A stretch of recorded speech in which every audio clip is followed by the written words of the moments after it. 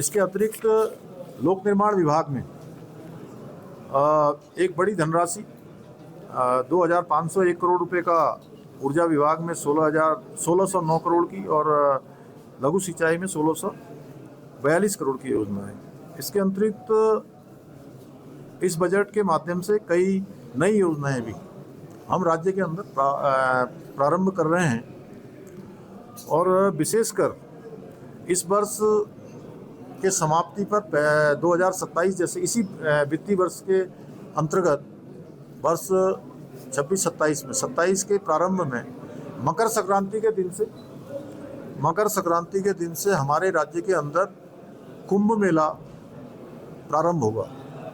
और इस बार का कुंभ ये हमारा बहुत भव्य हो, दिव्य हो, उसके लिए हम लगातार काम कर रहे हैं, लगातार प्रयास कर रहे हैं, लगातार मीटिंगें हमारी हैं, लगातार समीक्षाएं हो रही हैं। मैं भी और मेरे समेत सभी लोग शासन के स्तर पर भी लगातार समीक्षाएं हो रही हैं और कई सारे काम हमने प्रारंभ कर दिए हैं।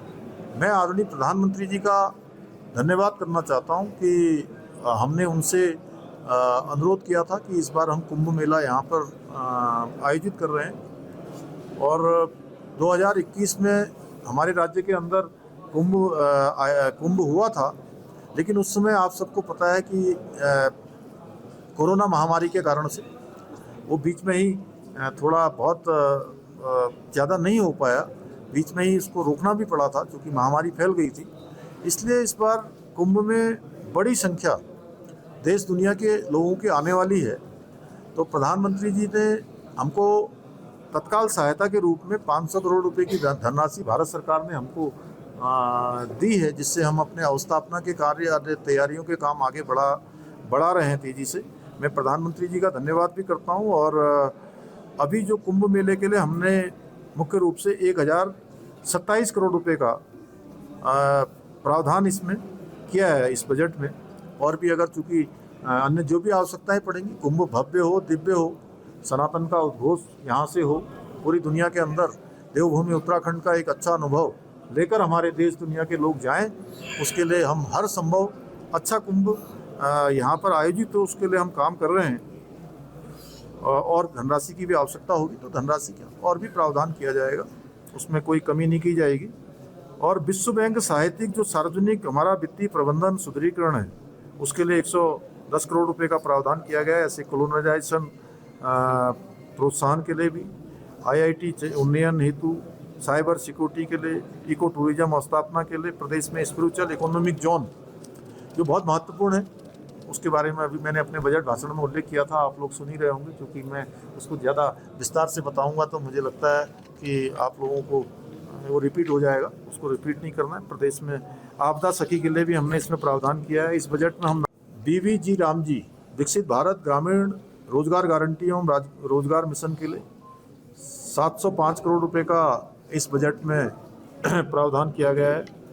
प्रधानमंत्री ग्रामीण सड़क योजना, इसके लिए 1050 करोड़ रुपए का।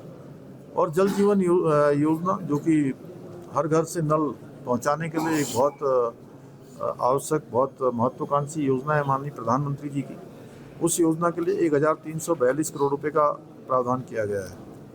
और अगर संक्षिप्त में कहूँ तो ये बजट सर्वसमावेशी है और सभी वर्गों का इसमें ध्यान रखा गया है। इसमें गरीब कल्याण के लिए, सुरक्षा पेंशन योजनाओं के लिए 1327 करोड़ रुपए का, अन्नदाता योजना के लिए 13,300 करोड़, राज्य खाद्यान्न योजना के लिए 25 करोड़, प्रधानमंत्री आवास योजना के लिए 298 करोड़ और प्रधानमंत्री आवास योजना 2.0 के लिए शहरी विकास के लिए 56 करोड़। युवा कल्याण, इसमें युवाओं के कल्याण के लिए हमने विशेष इसमें फोकस किया है, क्योंकि युवा शक्ति हमारी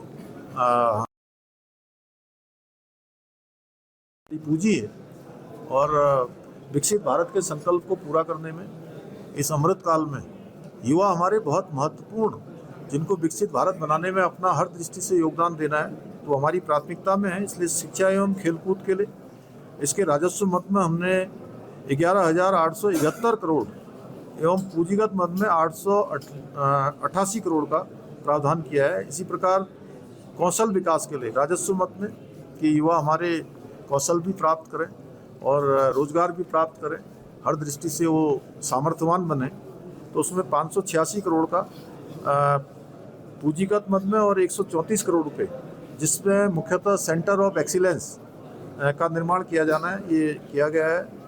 अन्नदाता जो हमारे विकसित भारत के संकल्प को पूरा करने में उनका बहुत महत्वपूर्ण योगदान होने वाला है और भारत पूरी दुनिया का एक तरह से फलों की टोकरी बनेगा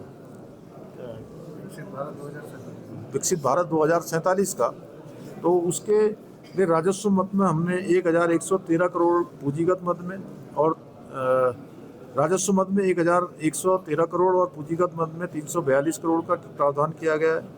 पशुपालन, डेयरी, मत्स्य आदि में 815 करोड़ और पूंजीगत मद में 108 करोड़ रुपए इसमें भी रखा गया है।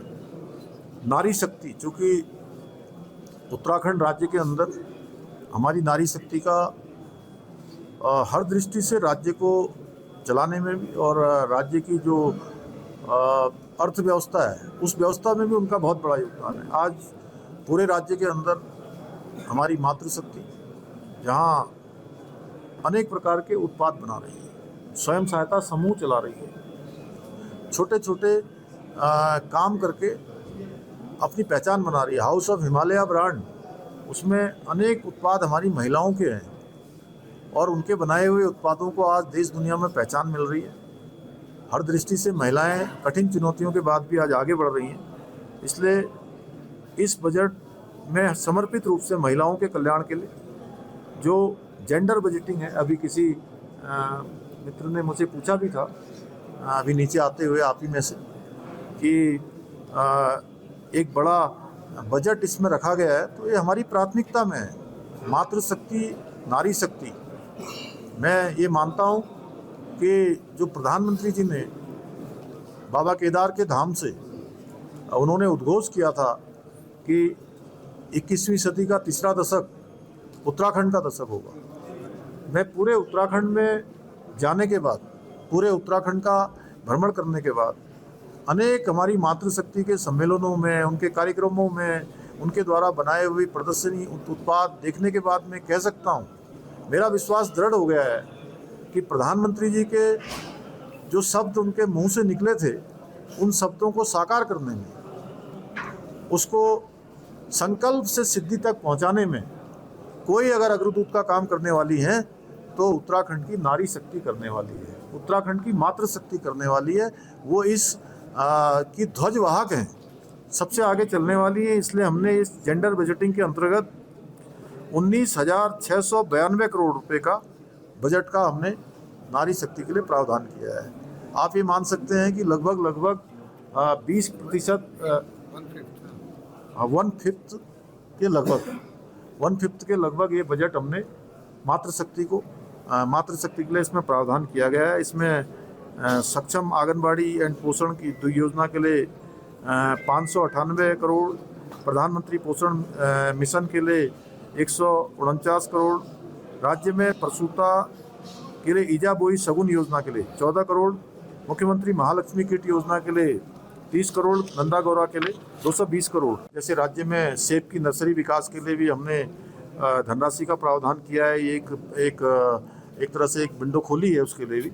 सिविल सर्विस एवं अन्य ऑनलाइन कोचिंग के लिए कि हमारे युवाओं को भविष्य निर्माण के लिए, उनको अपने कॉम्पिटिटिव एग्ज़ाम के लिए तैयारी करने के लिए, अपने भविष्य के निर्माण के लिए भी 10 करोड़ रुपए की योजना का इसमें धनराशि का प्रावधान किया है। कीवी और ड्रैगन फ्रूट ये चूँकि बहुत अच्छी मात्रा में हमारे राज्य के अंदर इसका उत्पादन हो रहा है। अब हमारे राज्य की जो कीवी है उसकी मांग अब बढ़ती जा रही है लगातार, और सामान्य से सामान्य जो हमारे कृषक हैं वो भी कृषि उत्पादन को आज प्राथमिकता देने लगे हैं। सरकार उसमें कहीं पीछे न रहे, इसलिए हमने ये भी, और ये जो तराई के हमारे क्षेत्र हैं, विशेषकर उधम सिंह नगर का बाजपुर क्षेत्र है, उसके आसपास का क्षेत्र है, वहाँ पर ड्रैगन फ्रूट की खेती बहुत अच्छी हो रही है और ड्रैगन फ्रूट की मांग भी बढ़ रही है। तो उसमें भी हमने 10 करोड़ रुपए का 30 करोड़ रुपए का इसमें हमने प्रावधान किया है कीवी और ड्रैगन फ्रूट के लिए। ट्राउट मछली को प्रोत्साहित करने के लिए अभी हमारा एक प्रतिनिधि मंडल यहाँ से इधर यूएई के देशों में गया था, तो वहाँ हमारी अच्छी बातचीत वहाँ पर हुई है उस प्रतिनिधि मंडल की। हमारे मंत्री सौरभ बहुगुणा जी गए थे उसमें, तो उसको प्रोत्साहित करने के लिए 40 करोड़ रुपए की धनराशि का हमने प्रावधान किया है और महक क्रांति हमने शुरू की है। मुझे लगता है कि आप लोगों में से सभी लोगों को पता ही होगा, महक क्रांति चूँकि राज्य के अंदर हमारे यहाँ इसकी अपार संभावनाएं हैं। हमारे यहाँ पर जो सुगंध और पौधे हैं वो बड़ी मात्रा में हैं। हम उसको ठीक प्रकार से अपने उपयोग में लाएंगे तो एक बड़ा काम हमारे यहाँ पर इसका शुरू हो जाएगा। सेलाकुई में, देहरादून में ही इस बार महक क्रांति की शुरुआत की है 2026 से 2036 के लिए, अगले 10 सालों के लिए। अभी हम साल भर में लगभग 100 करोड़ रुपए का कारोबार करते हैं। हमारा उस जो विदाउट केमिकल कई सारे हमारे वो बनते हैं, सेंट बनते हैं, तो आने वाले सालों में वो हमारा जो टर्नओवर है वो 1000 करोड़ रुपए को पार करे। तो उसके लिए महक क्रांति की यहाँ पर शुरुआत हुई है, उसके लिए भी 10 करोड़ रुपए का प्रावधान किया गया है। Artificial intelligence, AI on emerging technology, आजकल एआई का जिस प्रकार से आज पूरे देश और दुनिया के अंदर एआई की आवश्यकता हो गई है, वो हमारे लिए भी एक चैलेंज है कि हम इस दौड़ में पीछे ना रहें। तो उसके लिए भी 13 करोड़ रुपए की धनराशि का उच्च शिक्षण संस्थाओं में ऑनलाइन कोर्सेज के माध्यम से गुणवत्ता युक्त शिक्षा हमारे सभी उच्च शिक्षा प्राप्त करने वालों को मिले, उसके लिए भी 16 करोड़ रुपए की धनराशि। और हरिद्वार ऋषिकेश गंगा कॉरिडोर और साथ में शारदा कॉरिडोर और इसके साथ में ही सनातन कॉरिडोर और सरयू कॉरिडोर, ये हमने कुछ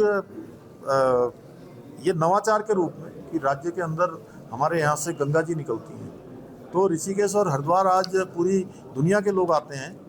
तो पूरी दुनिया के लोग आते हैं तो जैसे काशी में काशी कॉरिडोर बना है, उसी की तर्ज पर उसी से प्रेरणा लेते हुए हमने कि यहाँ पर गंगा कॉरिडोर और जो हमारे घाट हैं, हमारे कई अन्य स्थल हैं, उन सब का पुनर्विकास हो, एक पथ सबको मिले, उसके लिए ये प्रारंभ किया है। तो उस काम को हम शुरू कर दिया है।